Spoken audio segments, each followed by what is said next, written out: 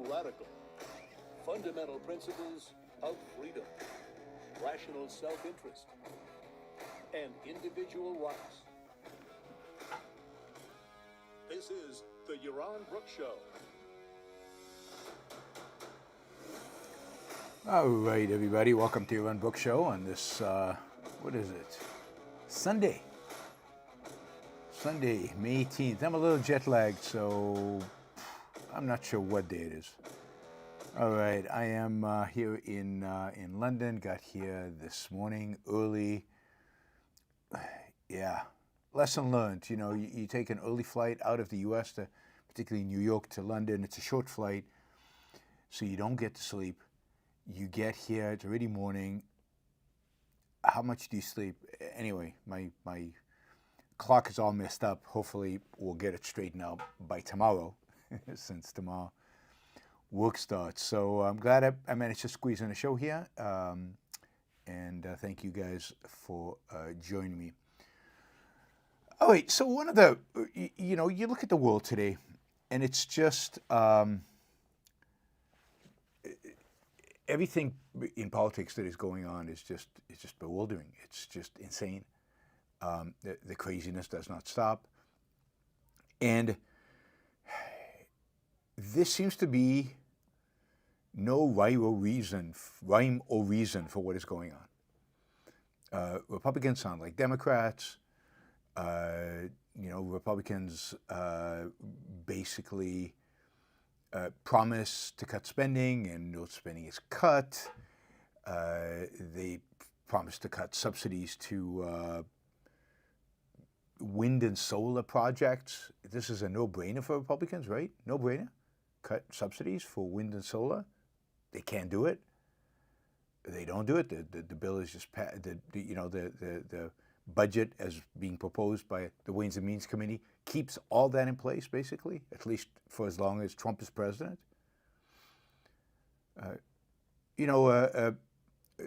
Trump accuses Walmart of raising prices because of tariffs. How dare they? They should just suck it up and eat it.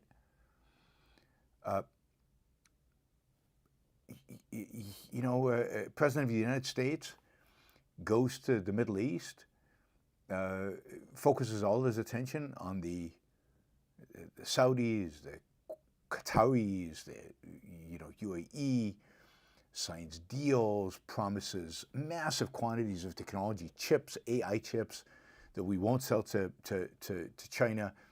As if this part of the world needs that many AI chips. I wonder how many of them are resold to China. But selling it to China, AI technology, weapon systems, it just seems that everything's going to hell, and that there's no pattern to it, that there really is no rhyme or reason for what is going on. And so I thought we'd talk a little bit about why it is, what is going on. You know, one day tariffs are up, one day tariffs are down, one day there's a deal, the other day there's no deal. It turns out the deal is no better than what the situation was before any tariffs were imposed, which was supposed to lead to this great deal. What the hell is going on? And beyond the idea of, there's a bunch of mindless people out there who will just follow Trump no matter what he does, why are people justifying this?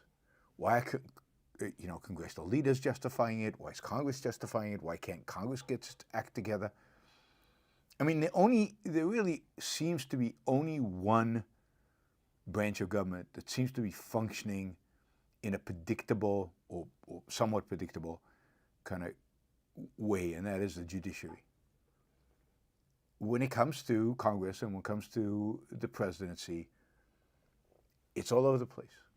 And it's certainly not guided anymore by any conception of what it used to mean to be a Republican, let's say. It's all guided by what? What? So Alex Epstein has a piece today that he wrote that, basically is looking at the subsidies that the Inflation Reduction Act established to fund solar and wind projects all over the United States. And during the 2024 election campaign, Donald Trump ran on terminating all those subsidies. He called, he called the subsidies the Green New Deal, the Green New Scam. He talked about terminating the Green New Deal. And, a lot of the congressmen who got elected, senators who got elected on the Republican side, all ran on these ideas of, we're going to get rid of these subsidies. And then you look at the bill that was passed, it didn't pass last week. There's still hope that this gets fixed, but it didn't pass last week. And you look at this bill that didn't pass, but look at the bill that Republicans proposed. And the Inflation Reduction Act not only sustains all the projects that have already been subsidized, it continues their subsidies into the future. But for the next 4 years, it is committed to adding to those projects. That is, continuing to subsidize new projects. And only like in year 5 do they start reducing. And of course, by then, who knows who will be president. There'll be a new budget. And so while the expectation was, I think, among a lot of people were excited about, Alex, right? Excited about energy, excited about the new administration, excited about the new energy secretary, a majority, Republican majority in the House and the Senate. They don't need 60 votes because this whole thing is a part of reconciliation, which is part of the budgeting process, which passes on 51 votes, so they have the votes. They have a majority in the House. So Republicans through and through, right, in every part of government. And they can't get rid of this. And Alex has a whole piece today about the negotiating process and how, they basically came into the negotiation already agreeing to continue subsidies for everything that's being subsidized. And that put them in a weakened position whereby the lobbyists came in and demanded more subsidies, and they just capitulated. And, that tactically is all true. So I encourage everybody to read it. It gives you a sense of just the sheer corruption of the Republican Party and Republican Congress. And because, why are they continuing the subsidies? Because the lobbyists come in and say, well, in your district, we have a project, and if we stop, if you stop the subsidy for this project, we're going to have to stop the project, lay off, 30 people, and we're not going to fund your campaign anymore, and we're going to make a lot of publicity against you, and you're going to lose the next election. I guess that's the strategy that that's what the lobbyists use against the Republicans. And, one of the things I think most subsidized industries have learned, they've learned this from the Defense Department. If you want to never lose your funding, make sure that whatever it is you're getting subsidized for is made in lots of different counties around the country. Don't concentrate on a particular area of the country, because then you'll only get those congressmen, those senators to side with you. And this is the case. You remember there were commissions for closing military facilities. There's all kinds of budget fights over what type of military equipment gets built and not built. And a lot of that boils down to, is a piece of that military equipment built in my congressional district? Oh, well, I'm for that. Oh, in my congressional district has nothing that this bill, so I'm going to vote against it. And so you want to be in everybody's congressional district, or as many people as you can, so that you can get as many of their votes. So, what is the fundamental problem? The fundamental problem is here, is that there's no principles. no principles at play. Nobody holds any abstract ideas about what is right, what must be done, and what is good over the long run. We have today a government that, again, with the exception of the courts, where principles are completely absent. We have a president who, I've been told, calling him a pragmatist is way too generous. He's just a thug. No principle, no principle even of, well, I said I would do X, so therefore I must do X. Even that doesn't count, right? He can change his mind constantly and does, and has no problem with that, and nobody holds him to account. But really no principle, no idea of liberty is good, freedom is good, markets are good. No idea of trade is good. There's just, and it's not that he thinks markets are bad, trade is bad. He doesn't think. And we've got a bunch of politicians who are there who are thinking, all they care about is getting reelected.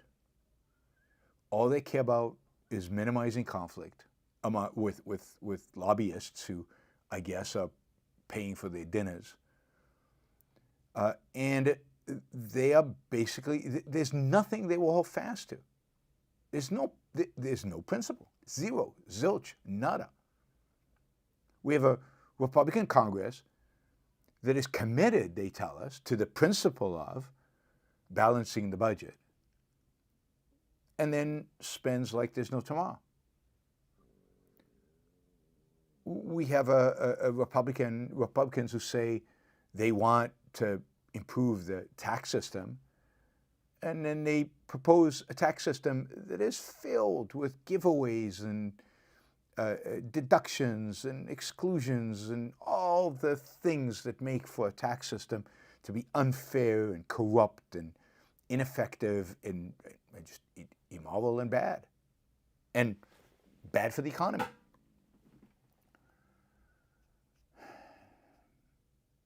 So, they claim they want energy. They're very pro-energy. They claim they want, they don't like wind and solar, which are these schemes, that the left has come up with and that are subsidized by the government, and they claim that is wrong. And they vote for maintaining them. We have a Congress and a president who just don't stand for, and a Republican Party, really, because they're in power, right? So that's what we're talking about. They stand for nothing. Nothing. It's not even like at this point that they're like national conservatives and they've got a nationalistic agenda and they're going to follow through on this nationalistic agenda and this is what it looks like. They don't. They don't have any agenda. They have nothing. They stand for nothing, and therefore they get blown in the wind wherever the wind will push them. I mean, the only topic, I think this is true, I think the only topic on which this administration seems adamant, uncompromising, is the topic of immigration. It's the idea of deport, deport, deport. I can't think of any other topic in which they care. Tariffs, one day yes, one day no, more, less, which country, the story changes every single hour, never mind every single day. Immigration is the only thing they seem to have a consistent story about. So we live in a world of completely absent of on the Republican side, and of course we know the Democrats, to the extent they have any principles, are really, really bad principles. And even on the Democratic side, most of them are just completely in the wind. But on the Republican side, if you thought they had principles, and I think some people did, and some people hoped, what we're seeing coming out of Congress right now is the fact that not. Now, to the credit, 4 Republicans on Friday said they would not vote for the budget as presented, and therefore it did not pass a vote to the Ways and Means Committee, and they're going to have to go back and they have to redo it all. They're going to have to redo the whole thing, right? Because 4 members said they wouldn't vote for it because it was a corrupt bill that went against whatever seeming principles they once had. So what moves them? Expediency, momentary expediency, the ultimate pragmatist. You know, who has, in a sense, bribed them, and a bribe could be, campaign contribution. A bribe could be good press. A bribe could be not supporting the opposition. I mean, bribes can take lots of different forms. But basically, it seems like congressmen are motivated by who bribed them last, who bribed them the most, and by appeasing Trump. That's always part of it for the Republicans right now, appeasing Trump. So if you look at the tax bill, God, the tax bill is just a disaster. You know, this tax bill adds or expands at least 20 tax credits, deductions, and exclusions. Each one of these entails a fiscal cost. It adds complexity, and it opens up new opportunities for tax avoidance. And they do nothing, zero, to add to economic growth.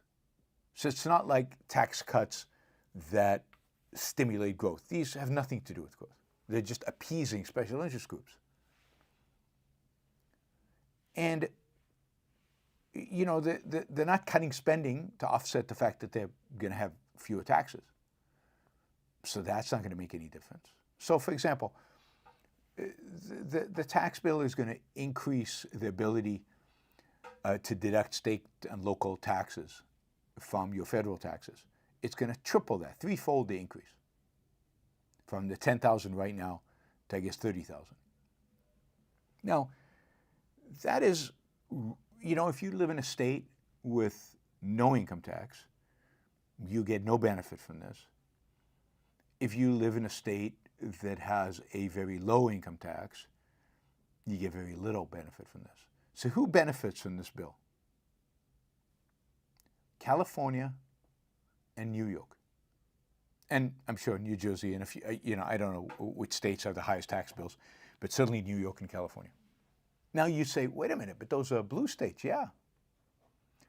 But they have just enough congressmen who are Republicans in those states who are worried about losing their seats. So they are going to basically require that taxes in California and New York get deductible from federal taxes, even though that mainly affects their opposition, the Democrats. And by the way, this was a part of the 2018 tax bill that Trump passed, where to penalize blue states, they would not get that tax deduction. Right? Now they're reversing that because there are a few congressmen who are worried about their seats because their constituency are paying higher tax bills. Principle here? None. Any kind of principle? None. Zero. Zilch. Other than get people elected. For what? So they can keep demanding stuff from the government to keep getting elected. If you said, okay, this is a temporary strategy, we're going to get elected so we can get a Republican majority in the House and in the Senate and get a Republican elected president so we can enact all those amazing policies we always wanted to enact but couldn't. But wait a minute, that's exactly the situation you're in, and this is what you're doing. Oh, God, why is this not charging? My camera, for some reason, does not want to charge.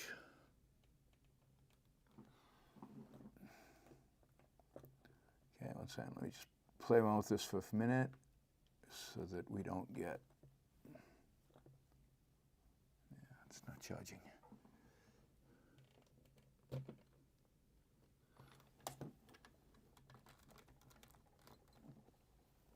Still nothing. All right, we'll see until what point the camera shuts down. I think it will shut down soon.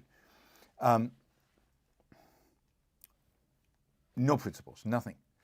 You know, this bill is going to increase tax credits for children, employer-provided child care, paid family leave, and low-income housing. All that sounds like stuff the Democrats typically want.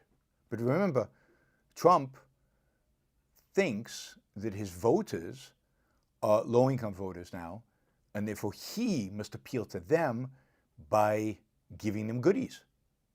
The Democrats gave them goodies for all these years, and they still shifted to Trump. So now Trump, in order to secure them, in order to make, and the Republicans, in order to secure them, in order to make sure that they keep voting Republican, have to give them even more goodies. So they will continue to give them these goodies. Now, beyond that, you've got tax subsidies for student loan repayment, seafood processing, rural development, pass-through businesses, farmers, adoption costs, and biofuels. Biofuels I get. The only one I really get, biofuels, that's basically farmers in the Midwest. So every little special interest groups is getting something, And remember the swamp? They don't talk about the swamp much these days. Remember the swamp with the swamp animals? Well, the swamp is having a field day.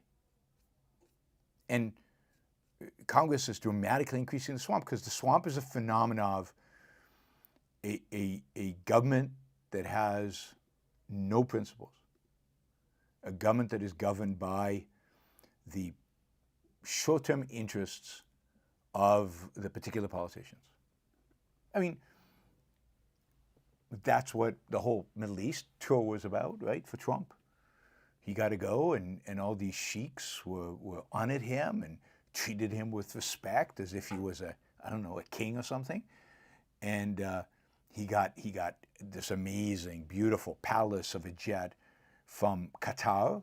And the fact that Qatar funds terrorism and undermines American interests in many places around the world and has corrupted American universities significantly and funded Hamas, and that doesn't matter. They right now they're treating Trump with respect, and they like Trump, and they're giving him this amazing gift. And, you know, as Trump said today, not to him, to America. America needs a $400 million gift from the great country of Qatar. How dare anybody question that? Indeed, I think Trump is threatening ABC with legal action. Given that they're covering the story of Qatar, giving them, in an inappropriate way. This is how he talks about it. The wonderful country of Qatar, after agreeing to invest more than $1.4 trillion in the United States of America, deserves much better than misleading fake news. Everyone, including their lawyers, has been told that ABC must not say that Qatar is giving me a free Boeing 747, because they are not. Instead, as fake news ABC fully knows and understands, this highly respected country, Qatar, highly respected country, is donating the plane to the United States Air Force Defense Department and not to me. By so doing, they are saving our country. Saving country. All right, I'm not sure. Let me hold off this a second and try to solve my. I have no idea why this is behaving this way.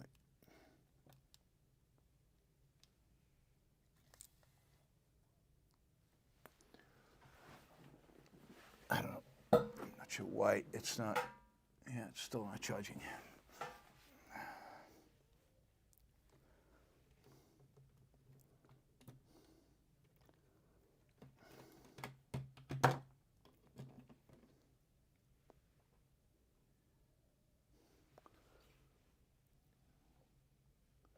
Okay, maybe is charging.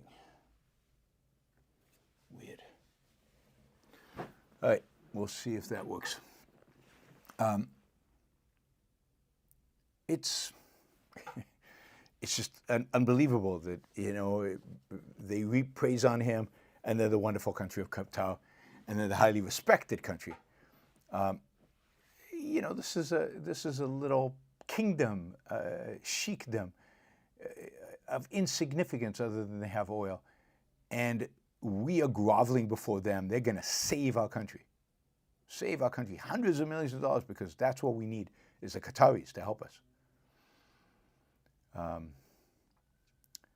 This was Trump's statement when Walmart last week announced that they would have to raise prices because of the tariffs.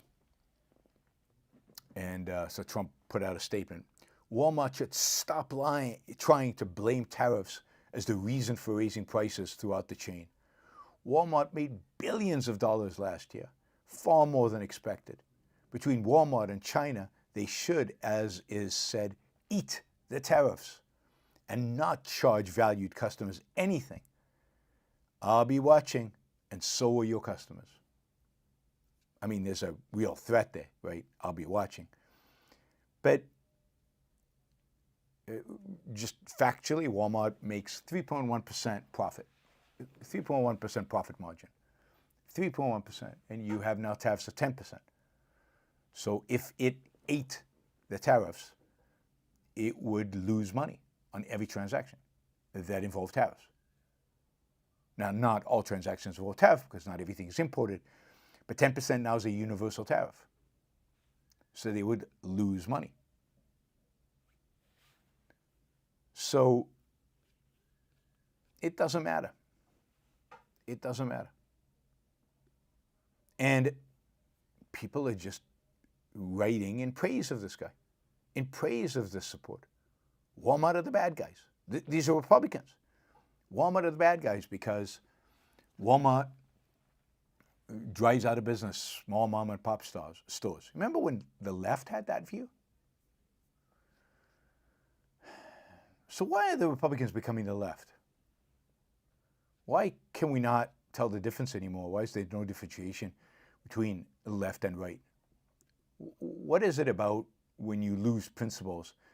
Does it mean you have to adopt leftist ideas? Why are the Republicans becoming leftists? Because that's what they are. I mean, they're becoming leftists. This Walmart statement by Trump is just Elizabeth Warren. This is greedflation. These are the only reason prices are going up is because the corporate greed. The only reason tariffs are being passed on to you, the consumer, is because of corporate greed. Why is the Republican Party going left? Why is the absence of principles mean? Why can't they go in a different direction? Why can't they become accidentally much more free markets? I mean, there's fundamentally two reasons that it is inevitable that once you abandon the principle of freedom, once you abandon the principles of free markets, I'm not even talking about a principled stand of a completely rational government. Just the basic ideas that Republicans once had about markets and about government. Once you abandon all those ideas, any principles, the inevitable path is towards greater and greater and greater government intervention, greater and greater erosion in your commitment to support markets.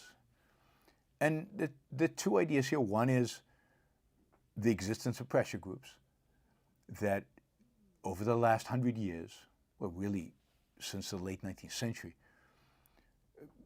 as government has grown slowly, as government has regulated, as government has distributed subsidies and favors, groups have got established that are interested in a subsidy for solar panels and a subsidy for ethanol and a subsidy for fill in the blank, for anything.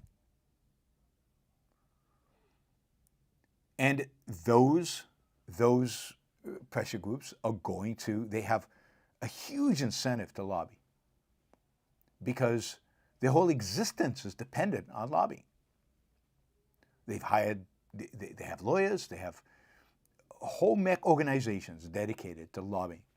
Whereas the rest of us who suffer because of the subsidies, because of the favors, because of the redistributions, because of the regulations, we don't have a lobby. I mean, we don't have an interest to go to Washington. We think that by electing representatives who claim to be against subsidies, who claim to be pro-markets, that's all we do. We vote for them and we go on about our business. And in the meantime, the mixed economy over the last 150 years has created these swamp animals, these pressure groups that exist everywhere. And this is why I hate Washington, D.C. as a city. They're everywhere in Washington, D.C., everywhere. And their whole purpose is to protect their particular little piece that they have managed to carve off from all of us. And they will fight for it. And for somebody with no principles to stand up to that, nobody's going to stand up to that. Nobody's going to stand up to somebody who's adamant, who's aggressive, who's willing to put money and effort and political heft behind a particular agenda. Nobody's going to be willing to stand up against that when they have abandoned principle, because they don't believe in anything anymore. Once you abandon principle, you're in the wind. You're in the wind. The second, of course, is altruism. Philosophically,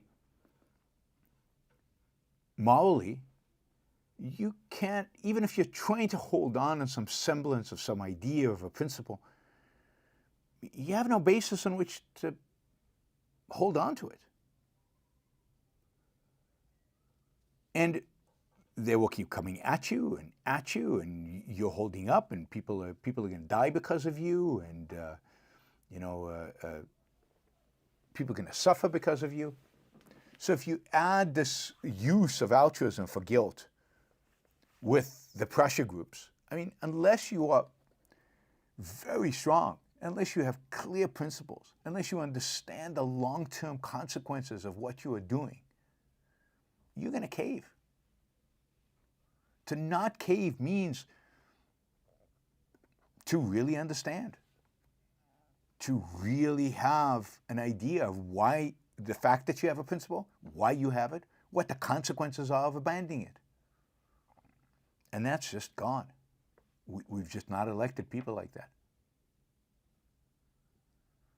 Because it's very difficult to survive in Washington if you have principles in a world that is basically manipulated by pressure groups, and where the president, where the executive branch is run by, people who don't believe in anything.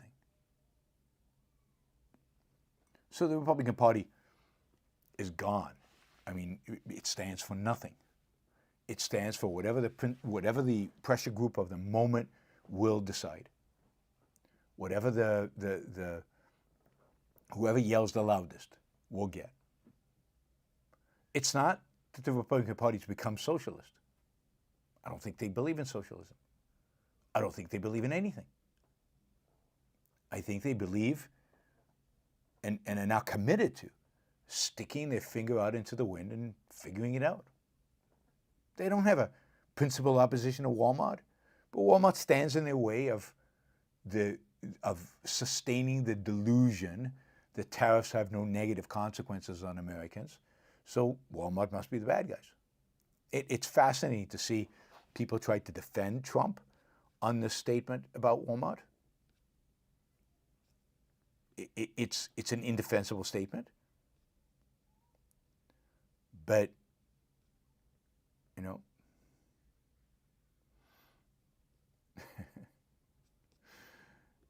but they will try to defend them. Right?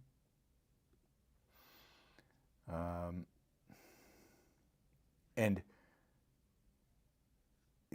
there is no defense. The defense is some kind of, and this is what they always fail at, right? The defense is some kind of referral to 3D chess or 4D chess. It's some kind of abstraction. Now, I think more and more people are starting to get it, but because he's so blatant.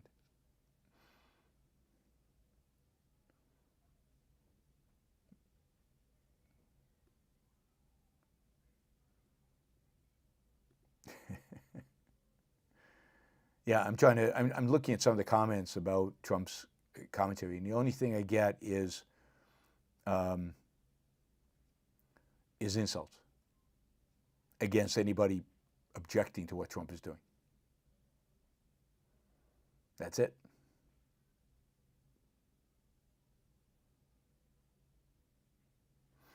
Anyway, so lack of principles necessitates the left because it necessitates bigger and bigger government because of pressure groups, and all of that is, it undermines any ability to stand up against the pressure groups. What undermines that is altruism. And that's kind of what unifies all the crazy headlines that we're seeing right now. They're not cutting any subsidies to energy. They're attacking Walmart for raising prices.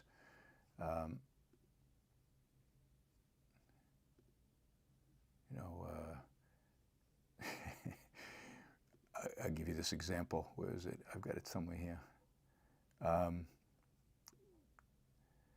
When faced with the fact, I don't know if you saw this, but on Friday, I think it's Moody's lowered the U.S. credit rating because of all this government spending and because nothing is being cut and because Doge was a bust and because they're cutting taxes and not cutting spending. Because of all that, the U.S. credit rating was cut from AAA to AA1.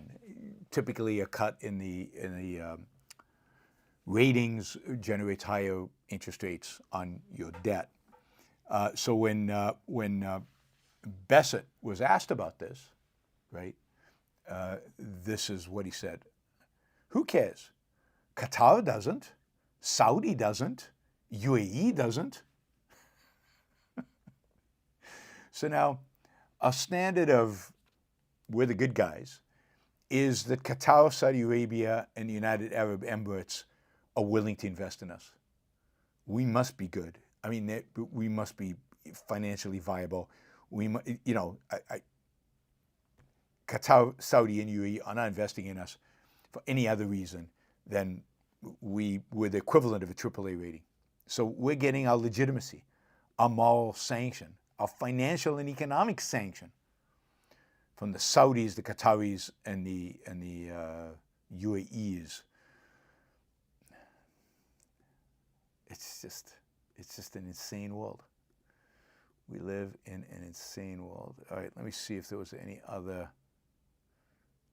Here's a good example of pragmatism. Another example of pragmatism.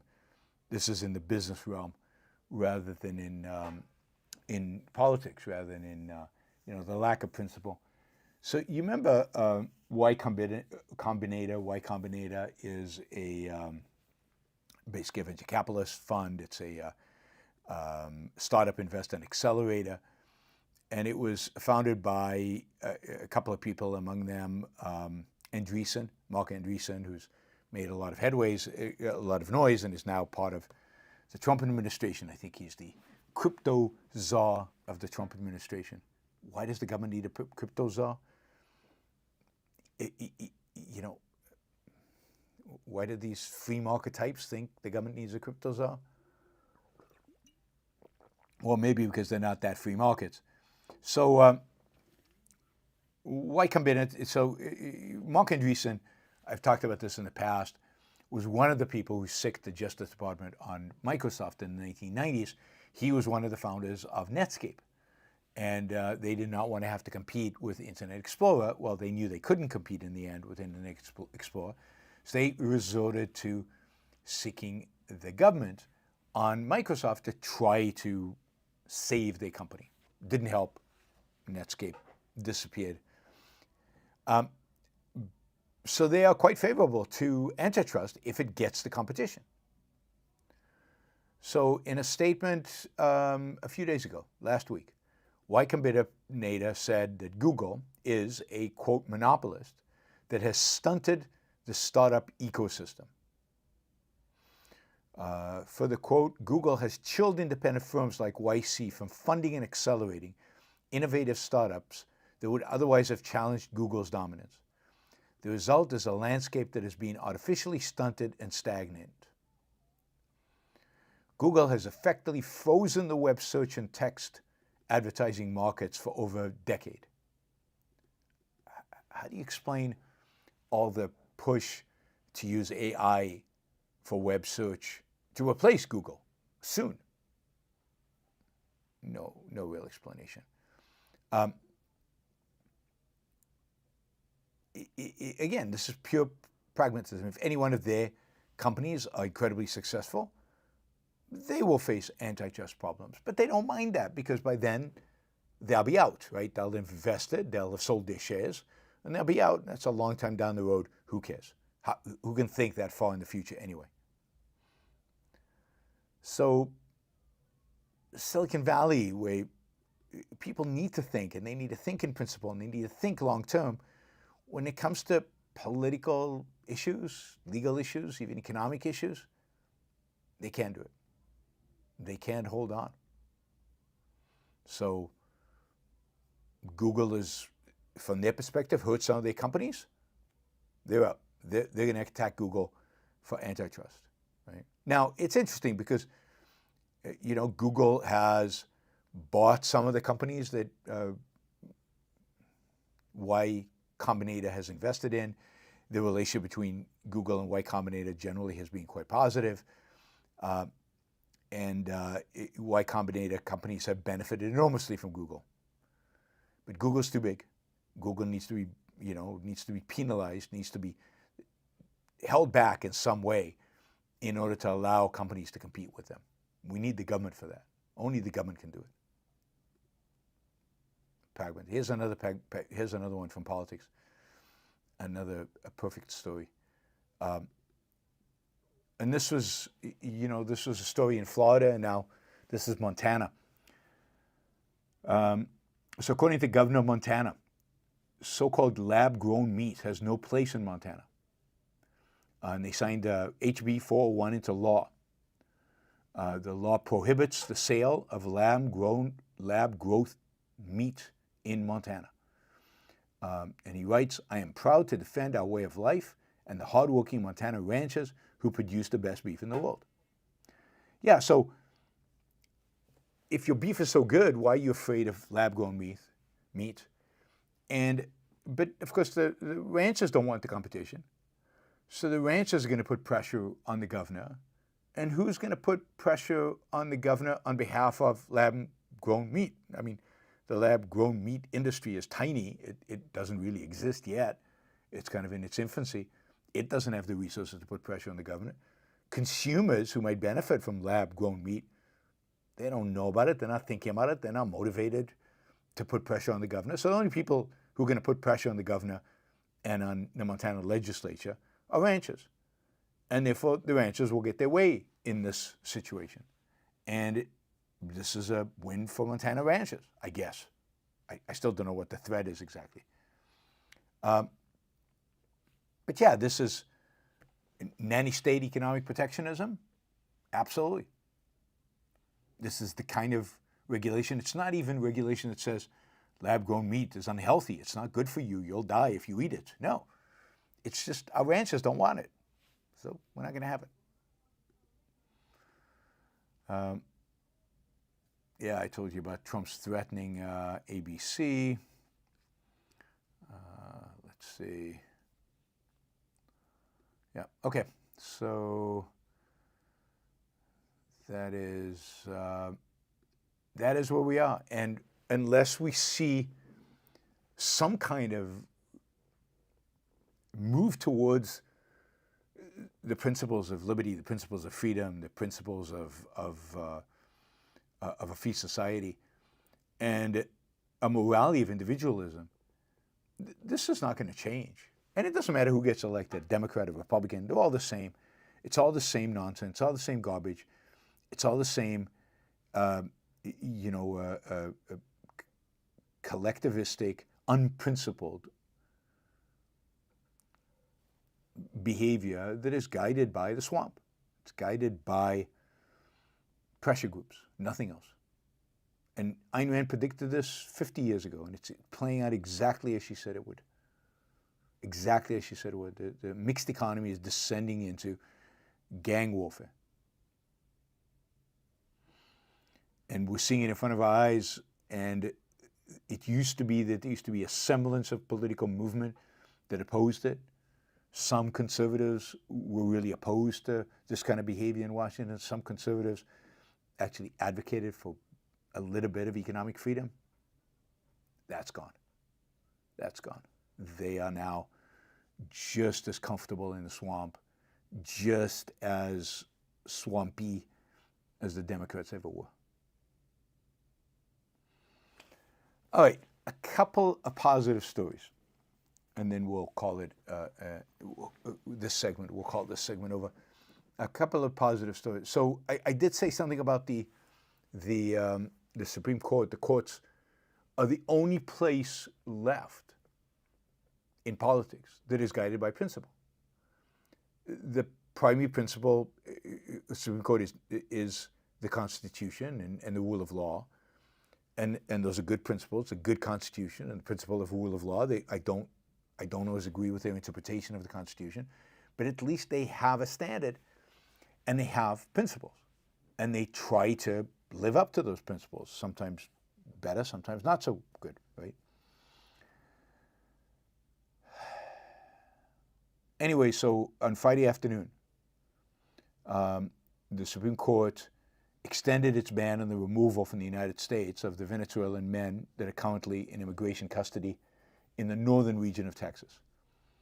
It was an 8-page unsigned opinion. The justices sent the case back to the Federal Appeals Court for another look and blocked the Trump administration from removing any of the men from the United States under the Aliens Enemies Act, right? That the Trump administration is trying to use. The court instructed the U.S. Court of Appeals for the Fifth Circuit to determine the kind of procedures to which detainees are entitled to challenge the removals. This is the whole idea of due process. But it indicated that the procedures that the government used in April, when it was ready to carry out removals before the Supreme Court stepped in, were not enough to satisfy the Constitution's guarantee of fair treatment. Now, just as Alito and Thomas dissented, Alito wrote a 14-page opinion that way claimed the court had no authority to issue any kind of relief at this point. So this is the continuous saga of the attempt to move people to El Salvador in jail. It's a continuation from the March 15th order, where members of the Tren de Aragua were viewed as, invading, incursion into the United States, and therefore the AEA could be used against them, and they could be deported to an El Salvadorian jail. So this has put, this has put a stop for that for now. The Fifth Circuit would have to look at it. It appears that other circuit courts will also look at this, because it's not just in Texas. This is an issue. And, we will then see how the Supreme Court ultimately rules about, and the key issue here is not the procedural stuff, although the procedural stuff is important because it relates to due process, and that's important. But beyond that, it's going to be, can the government use the AEA to deport people? Is that the appropriate mechanism by which to deport people? There are lots of other ways in which we can deport people, just for breaking immigration law. But is the AEA, which gives them, the justification to basically put them in a foreign jail, is that legit? And that the Supreme Court is going to have to,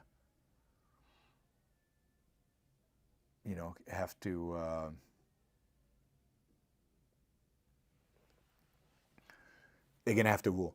Now, what's interesting here is because, and this is, I think Trump made a tactical mistake, because Trump has said, once we deport them, I can't get them back.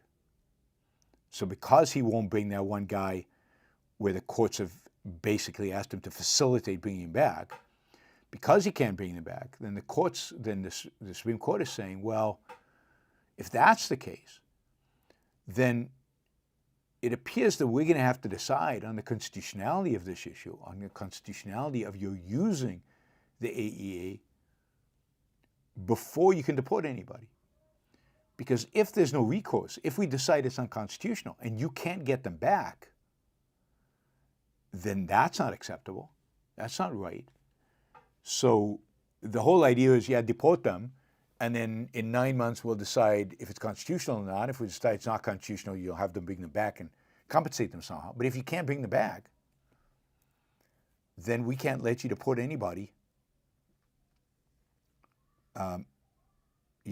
until we decide on this claim. At least that's, I think, some of the logic behind this. So far, they have not addressed whether the Aliens Enemies Act is an appropriate means by which to send them. To quote the court's decision, they merely recognized the significance of the government's national security interest as well as the necessity that such interest be pursued in a manner consistent with the Constitution. In light of the foregoing, lower courts should address the AEA case expeditiously. So encouraging lower courts to decide whether the AEA can be used or not, so that it then gets appealed and then comes to them for final decision.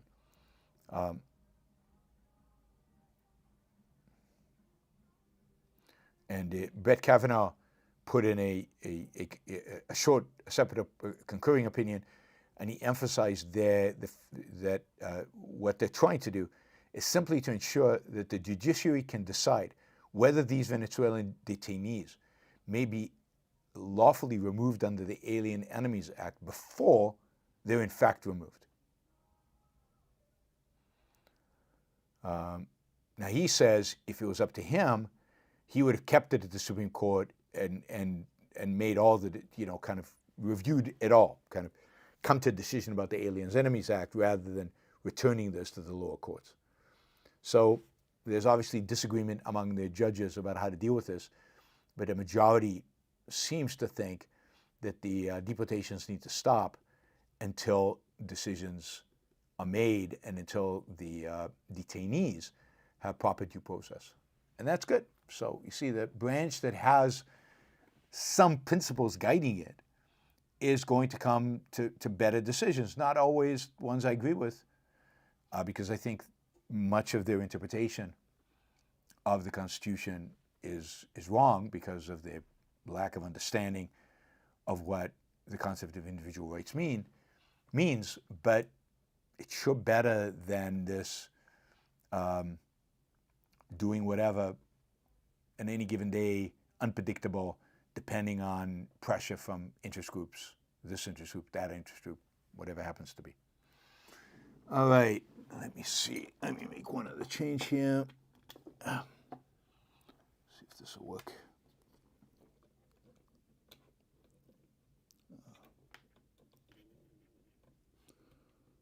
Maybe not. Oh, yeah, there it is. Okay. Let's see. Oh, one last piece of just amazing news. Amazing news. What was it, 5-6 years ago? If you've been watching the show for a long time, I did a show on CRISPR, on the gene editing technology, and it just seemed amazing, and that the prospects for this were truly amazing. Well, we just got, I think last week, there was published a story about one example of how amazing this could be. And this is really a first of its kind. So a baby was born with something called CPSI deficiency. This deficiency affects about 1 in 1.3 million babies. So very, very rare phenomena. If about 50% of all the babies with this disorder die in the first week of life, and the other half who survive have severe mental and developmental delays, and they eventually will need a liver transplant. Anyway, life is hell for them. Such a baby was born at the Children's Hospital in Philadelphia, and the parents decided to let the doctors try a new treatment on this baby. The baby is the first patient of any age to have a custom gene editing treatment. So what the scientists did is they looked at the baby's genome and they customized a gene editing treatment for him. That they then gave him an infusion of the medication. In a sense, what the gene editing, what CRISPR did was fix the gene that is defective, causing the disease, and it got fixed. The baby's now 9.5 months old and seems developmentally normal. Now, the implication of this, are huge. Now, if this is a lot to develop, this is true personalized, customized medicine. There are about 30 million people in the United States that have one or more of 7,000 rare genetic diseases.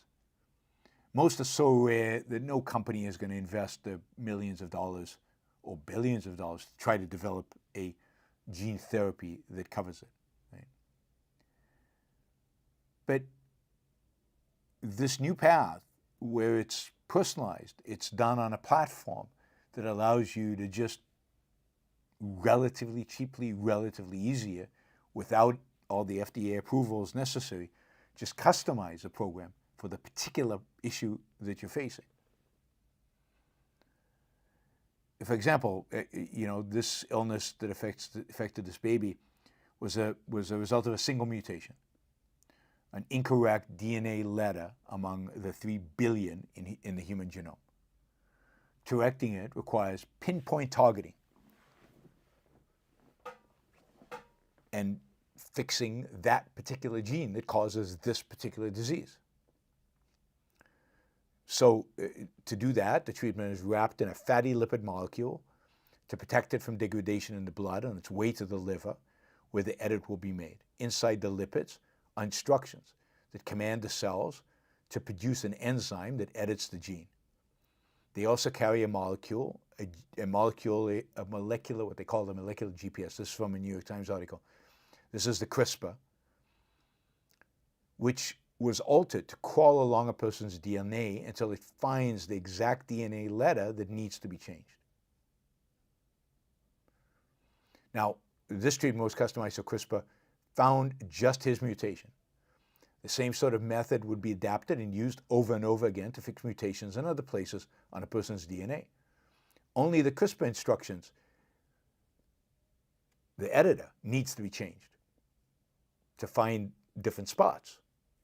But the treatment as a whole doesn't change. It's just the CRISPR needs to be, it's like you need to give it new directions, where to go. So this is, supposedly an amazing method.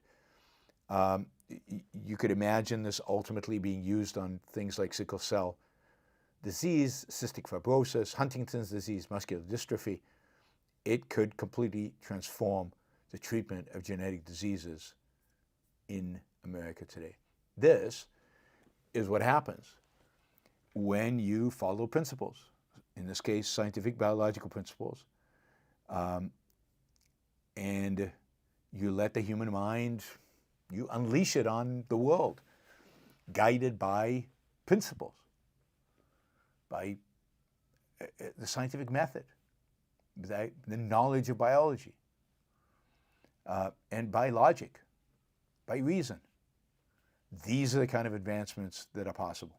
And it's sad that we only see this in science, and not as often as we should. And when it comes to politics, reason, logic, principle have been abandoned completely. So yeah, I love seeing the, CRISPR.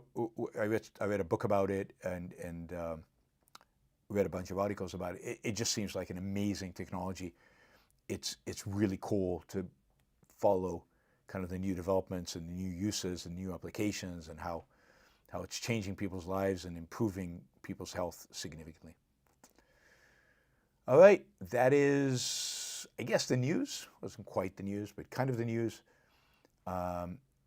Today, Sunday, May 18th, and we will go. By the way, go read Alex Epstein's article that he published today. You should subscribe to Substack. That way you'll get the articles. It's alexepstein.substack.com. I mean, it's really, really, really incredibly valuable. He gives you real insight. He's in the room where it happens when it comes to all of this energy deregulation. So follow alexepstein.substack.com. He's, of course, the sponsor of this show. If you'd like to support the show, the best way to do it is by Patreon, patreon.com, and just put Yaron Brook Show and just make a monthly contribution, whatever you think makes sense for value. And of course, feel free to use the Super Chat to ask questions, and we've got a bunch of them today. I think Michael has asked 3/4 of them, but we do have a bunch of them. So we are going to move, but you can still ask questions. There's plenty of time. We're doing well in terms of reaching our financial targets that we set for these shows. But to reach it, keep doing stickers and asking questions. All right, Wes, $100. This is why we're doing well today. That and Michael asking lots of questions and putting a lot of money down. Wes says, I think the average secular Westerner equates having strong principles with mindlessly following dogma. This might be the most difficult obstacle for the spreading of objectives. And what do you think? I mean, I think that's to some extent true, but I think it's probably overstated because there are lots of principles that have nothing to do with dogma and that have nothing to do with religion. And certainly principles of science, principles of mathematics are good examples of that. So to the extent that they hold it, they're being sloppy about it. They're being sloppy thinkers about it. But it is true that one of the real evils that religion has left us with is this idea that, that to have principles is to be mindless. Principles are a consequence of faith. Principles just come from nowhere, from revelation. There's no question that one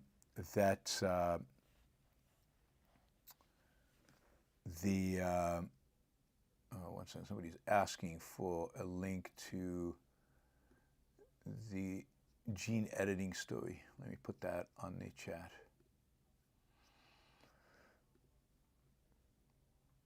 So I think that, yes, religion has created an obstacle for us so that people who are secular think that it comes from there. But it's our job to show the rational connection, that is, where principles come from.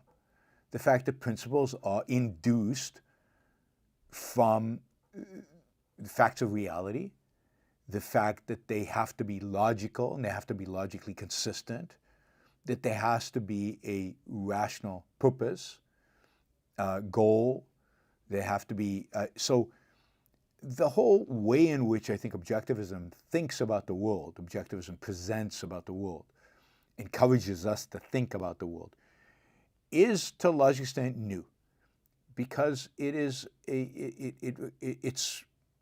applying to every aspect of the life, if you will, the scientific method.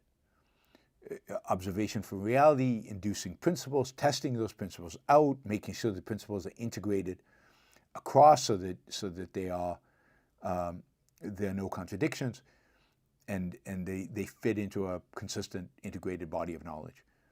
So those principles of good thinking are where principles come from. And of course, you can't really think without some standards, without reference points. And yeah, we've got a lot of obstacles that, because the two alternatives out there are intrinsicism, revelation, religion, which is the principles are just coming at you, and the other alternative is subjectivism. Principles are just whatever you feel like. Your principles, my principles, we each have our own principles. There are no universal principles. And we're saying no. Nature of man and the nature of reality is such that they necessitate certain principles. Certain principles are true because of what we are as human beings, and they're true for everybody because of what we are as a biological being and because of the nature of the facts of reality. That is a whole way of thinking that is very, very foreign to most people. And that is heavy lifting. That is the obstacle we face. Yes. And we have to keep modeling it. We have to keep showing them how it works. All right, let's see. Andrew, $50. Thank you, Andrew. Kant's theory of the noumenal world and our inability to know reality leads to epistemological impotence, yes, which leads to the need of a social consciousness trying to know things. Agree? Other thoughts on the connection between Kant and collectivism? Yes, I mean, there are multiple ways in which they're connected, because they either lead to the need of social consciousness, or they lead to subjectivism, to complete subjectivism, whereas we each make it up by ourselves, and that leads to chaos. It leads to anarchy. And then, people fail when they follow kind of that complete subjectivism. And as I've told you before, if people do not have confidence in their own ability to deal with reality in their own minds, if they lack confidence in their own minds, then what are they left with? They're left with fear, anxiety. And to reduce that fear, to reduce that anxiety, they seek out the group. They seek out a tribe. They seek out somebody they can follow. And that's also another path to the idea of social consciousness, or just the idea that the experts know, and my job is just to follow the experts, the gurus, the philosopher kings. I mean, one of the things that Kant does is he puts us in a cave, in Plato's cave, where all we see are shadows, and therefore we need the philosopher king who actually sees the light, who actually sees the truth, to help guide us out of the cave, to help guide our lives, to help tell us what we can and cannot do, how to live our lives. So Kant, by eviscerating the mind, opens everything up to mindless brutes, just killing and slaughtering and anarchic chaos, to everybody belonging to a tribe, everybody thinking the same, everybody doing the same, because, hey, you can't think for yourself because you don't have the capacity to do it. You don't have the connection to reality. So we come up with some other way to find a connection to reality. A philosopher king, or social consciousness that we all belong to. Of course, that doesn't exist, and therefore you need somebody, a leader, to interpret it for us. The best articulation of the consequence of Kant's theories is in ominous parallels in Linda Peacock.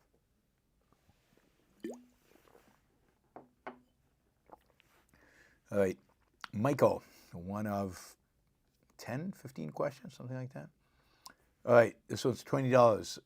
Is it difficult for geniuses to comprehend that regular people can't hold or handle abstractions and integrations like they can? Was that Rand's issue when it came to her not understanding why her ideas weren't dominating?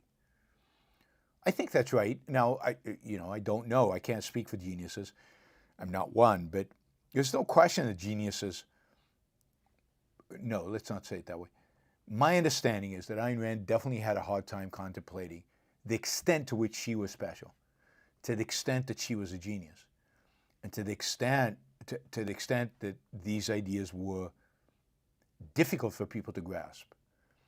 But here's the thing. Being able to handle abstractions and integrations does not require genius. It requires choice. It requires thinking. I think an overwhelming majority of human beings have the horsepower, if you will, the raw intelligence to be able to handle the abstractions and integrations, at least at some level, that Ayn Rand offers. It's their lack of willingness to do so, which is upsetting, which is disappointing. And she expected more people to be able to do that, particularly among the intellectuals. So, I mean, ultimately, I don't think she did not understand why her ideas weren't dominating. I mean, she wrote extensively about this. She wrote about how people had a hard time abstracting and integrating, how so many people didn't think for themselves. She understood the psychological and philosophical barriers that people had to adopting her ideas. She ultimately thought that lay in their choices, that ultimately it was all within their capabilities and within their agency, and I think she was right. But yeah, I also think that she didn't have a true appreciation for how revolutionary her ideas were. Liam, in a culture that approached philosophy with the same earnestness and reverence as past eras, treating it as a guide to life, not as an academic politrick, the objectivist movement would have far more traction. I think that's right, but remember that there have been very few eras, if any, real eras, in which that was the case. I mean, for most of human history, where philosophy has existed, it has been treated as not a politrick, but as a something for some elite to think about that had very little relevance for the day-to-day lives of people. And I think one of the things about Ayn Rand's ideas is how important she sees philosophy to everybody's life. And that's unique, I think. I don't think other people think that way. So yeah, I'm not sure that the culture you describe, where it's a guide to life, really existed in a significant way. I mean, there were elements of that in Greece, certainly, and there were elements of that in the Enlightenment, certainly, but that's about it. And certainly not full throttle. Clark, we are forced to swim against the tide of indifference and even hostility towards any attempt to present a rational, integrated philosophy, one that demands effort, clarity, and conviction in a world that celebrates confusion. Yeah, we are definitely swimming against the tide, and it's definitely an uphill battle. I mean, I'm here in London. The uphill battle has to start with, I think, fairly young kids. I mean, not very young, but so I'll be speaking tomorrow to a group of really, really smart kids at Harrow. Harrow is a private boarding school here outside of London that Churchill went to, and it's one of the top, most exclusive schools in England. And so we'll be talking about objectivism and free speech, but they're studying Ayn Rand? In England, there's a difference between England and America. In England, if you take A1 politics is like advanced politics, or what do you call it in the U.S.? You know, like an advanced politics class. One of the authors you study is Ayn Rand. So these kids are studying Ayn Rand. I don't know exactly, you know, what their professors are telling them about her, but the nice thing about England is they're not as viscerally they don't viscerally hate her like they do in America. And they're open to having somebody like me come in and talk to the kids about objectivism. So I'll be doing that for 2 high schools this trip, Harrow and then St. Edward's in Oxford on Tuesday. And these are going to be high school kids studying Ayn Rand in A1 politics. Can you imagine in a politics class in the United States studying Ayn Rand as one of the options? Linda says, which opera did you see in New York? We saw The Barber of Seville, which was Rossini, and which was a lot of fun. It's a funny opera. It's got some great arias. The soprano's voice was particularly, Rosina was particularly good. She sang beautifully. But the whole production was fun and funny and fun, and the singers were great, and of course it has some wonderful arias. So, yeah, that was great. That was really, really fun. James, listening to Trump, he says absolutely nothing. That's right, because he believes in nothing. He has nothing to say, and so many people defend him to the end. Makes zero sense. Like listening to your drunk uncle ramble about nothing. At least he isn't as rageful and angry as Hitler. Yeah, and that's why he's not a Hitler, and he's not the coming absolute dictator of the United States, because he doesn't believe in anything. To be an absolute dictator, you have to believe in something, and you have to be pretty smart, and you have to want it because you believe in something.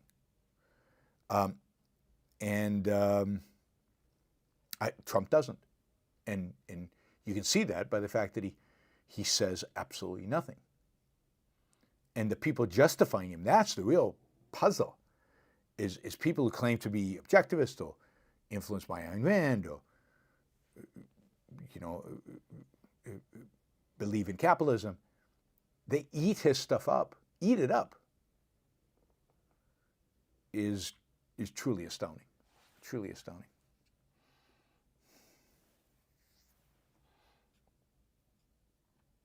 I will have more comments on the issue of privilege that we talked about last time that I was confused about.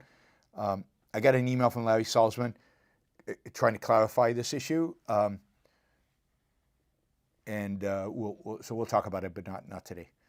Too tired for that one. All right, Michael. How many objectivists are there in the world? What percentage are any good?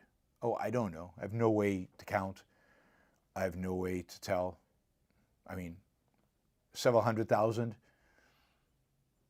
I don't know how many are good. I don't know by what criteria you say good, on what issues, and what counts as an objectivist. Yeah, I mean, I don't find it super fruitful to try to analyze who's an objectivist and who's not. And to try to figure out how many there are. We're not huge, but it's not zero either. So, the millions of people influenced by Ayn Rand, the hundreds of thousands of people who take her ideas somewhat seriously, and there's a core group of, 10,000, 20,000 who study her ideas and really care deeply about them. Something like that. Michael says, free markets are out. Both parties and most Americans want control. Dangerous. It's not even that they want control. It's not that the Republican Party wants control. It's that it's drifting to control because there's nothing to stop the drift. Because control is the only alternative. Because there are no principles to stop it. The drift is happening because of all the dynamics of a mixed economy, of the pressure groups, dynamics of a mixed economy, and because of some power lusters. But most people on the Republican side, it's not like they want socialism, they want control. It's just that they don't know what they do want, and they're not willing to fight for it, even if they do. So we just drift into statism, more and more and more, and ever greater statism. This is the thing even about Trump. It's not even that Trump has a clear vision of what it means to be an authoritarian and how he can execute it and how he can take over the country like a Mussolini or Hitler or somebody like that. It's like he's got authoritarian tendencies and nobody's going to stop him, and we're just drifting. He's just drifting into it. Michael, is your income primarily determined by your philosophy, not the economy? No, I mean, that can't be right. Your income is going to be determined by your knowledge, your skill set, the economy, the demand for your skill and for your knowledge. Now, to the extent that your philosophy shapes your skill and your knowledge, yeah. To the extent that your philosophy shapes how seriously you take your knowledge and your skills and how hard you work and how diligent you are, sure. But that doesn't help if the economy is tanking and there are no jobs for the skill set that you have developed. Michael, we are on a trajectory for primitivization of society. Yeah, and at the same time, we're developing therapies that go into human cells and change the DNA, rid our DNA of flaws. I mean, that's not primitive.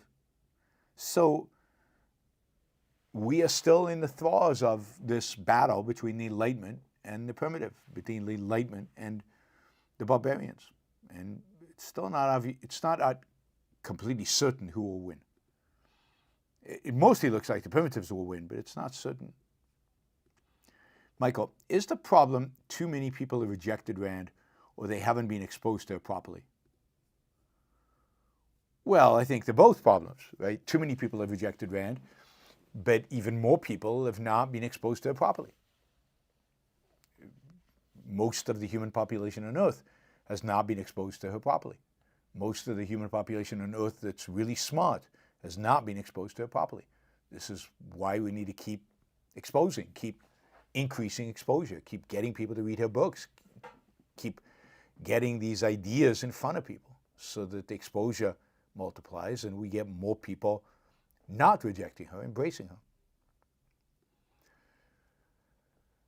Michael, if you think strong men are dangerous, wait until you see what weak men are capable of.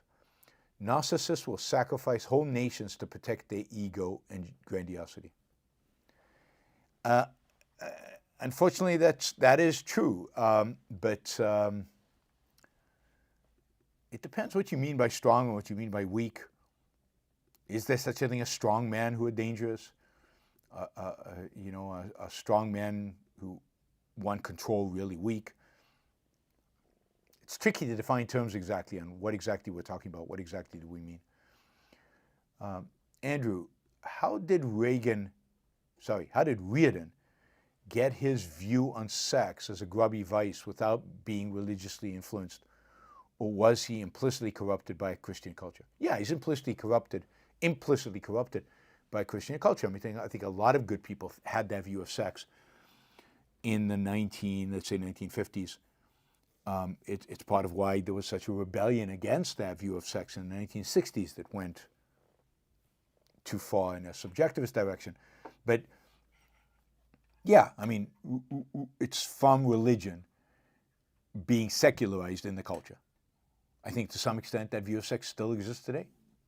It's that view of sex ultimately also results in the kind of view of sex as just, yeah, you should have it with anybody. What the hell? It's just biology. It's just a physical act.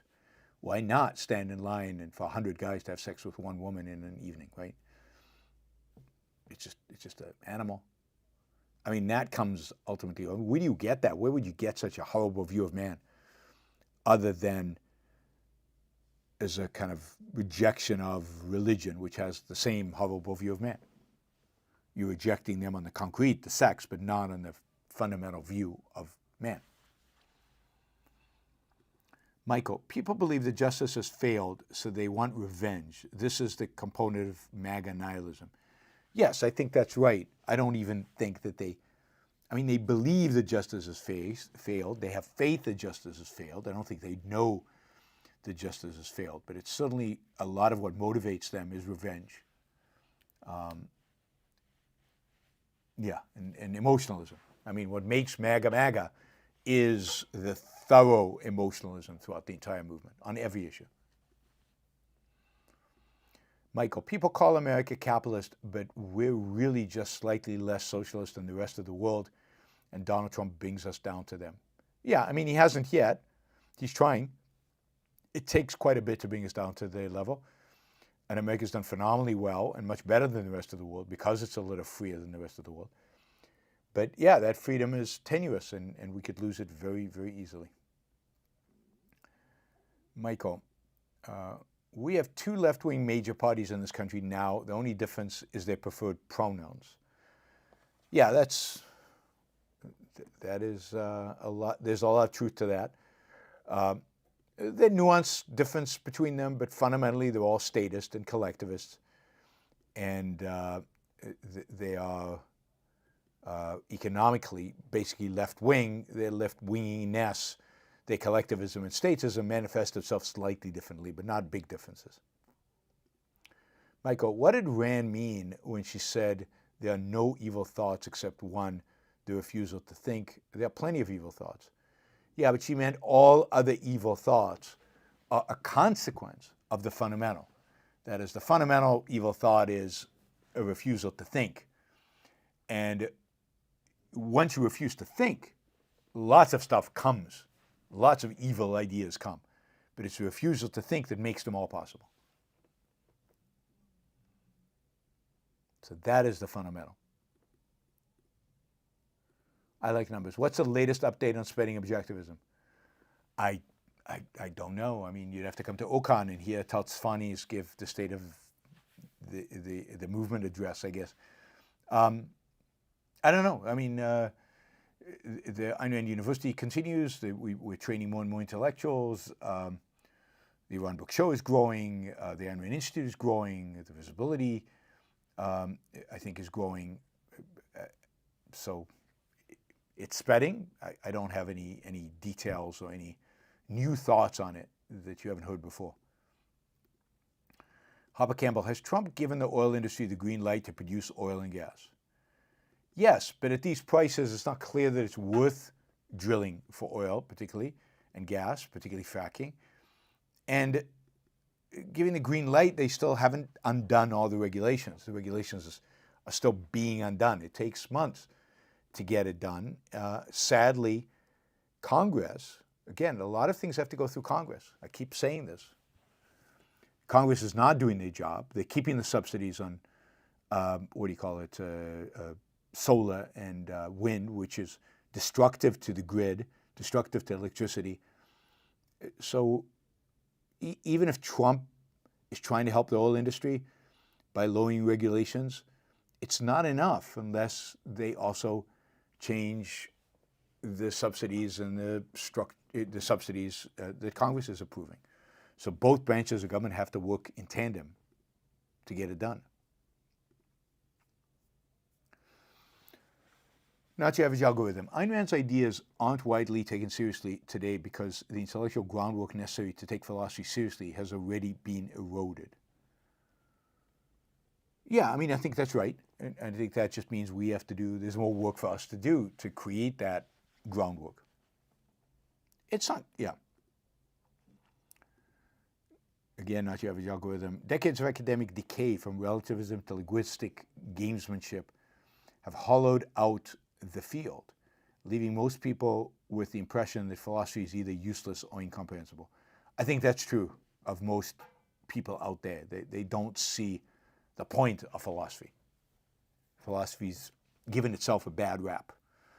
So coming to them with the idea you should have a philosophy makes no sense to them given what they know of philosophy. Andrew, Trump telling Walmart not to blame higher prices on tariffs is basically telling the CEO to shut up or lie. Yes, it's basically telling him to shut up and I'm watching you. It's basically a threat. It's a threat. It's more central planner in chief.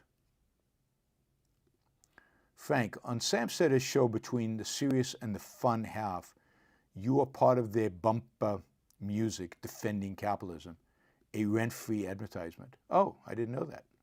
I'm part of the bumper music. He should have me on, Sam Seder.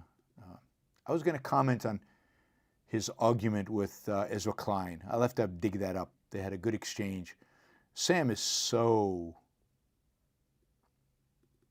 bullheaded, moronic, I guess.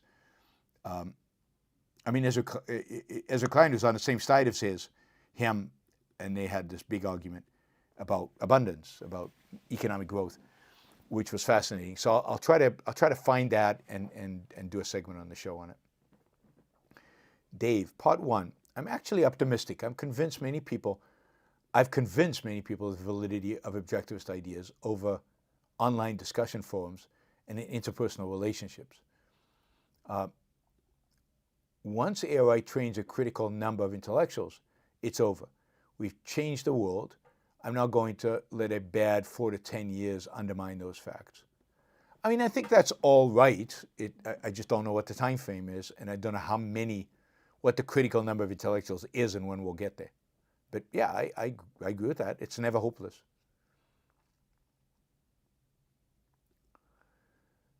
Hector, you did an interview on Gavin McInnes's show long ago, and it was awesome. That everything you said to him, he was stumped and got him thinking. Seemed to not like your pro-reason logical thinking. Yeah, he cut me off. He basically shut down the connection. He stopped the interview in the middle because I was causing him too much cognitive dissonance. It was really good. It's a good interview. Yeah, you can find it, Gavin McInnes, and look me up. Enric, thanks for the analysis. My pleasure. Supkaski, thoughts on Hamilton the musical? I enjoyed it. It's not my music in particular, but it was pretty good given that. I didn't like the way Jefferson was presented and Madison. I think it was unjust to Jefferson and Madison. But overall, yeah, I mean, it was enjoyable and it was fun to see, and it took the Founding Fathers for the most part seriously. And that's great. You know, the people started thinking, who is Madison and who are these people and what do they do and what really happened? And that's terrific when you can get people thinking about these crucial figures in human history. Crucial figures in human history, not just American history, human history. James, why are we feeding envy instead of ambition? Wasn't it just the opposite only a few decades ago? Yeah, I mean, the American system was a system of ambition, focused on ambition. It's the erosion of self-interest, the erosion of the American sense of life, of independence and individualism. It's because altruism and collectivism require envy. Everybody is measured and determined by others, by relationship with others, and not by your own standards. This is the erosion of what it means to be an American that has happened. We become European. Europe has always, to some extent at least, always been much more influenced by the envy than ambition, more so than America. And we have become much more like Europe through their intellectual influence. Gail, are there any politicians anywhere with good principles? Well, I mean, Millet's not bad, right? Millet has good principles. Not consistent, but he has some. His economic principles are really good, and he's sticking with them. I heard recently that a couple of economists had a conversation with Millet, friendly conversation over dinner or something, and he recommitted to dollarization. He recommitted to getting rid of the Argentinian central bank. I think he is a man of principles. You might not completely agree with his principles, and some of his principles are flawed. but he's head and shoulders above everybody else. Everybody else.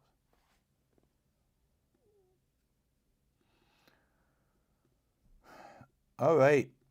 Thank you, everybody. I really appreciate the support. Don't forget, you can support the show us on Patreon, patreon.com. Just put Yaron Brook Show in, and you can do a monthly contribution, $2 all the way to $1,000.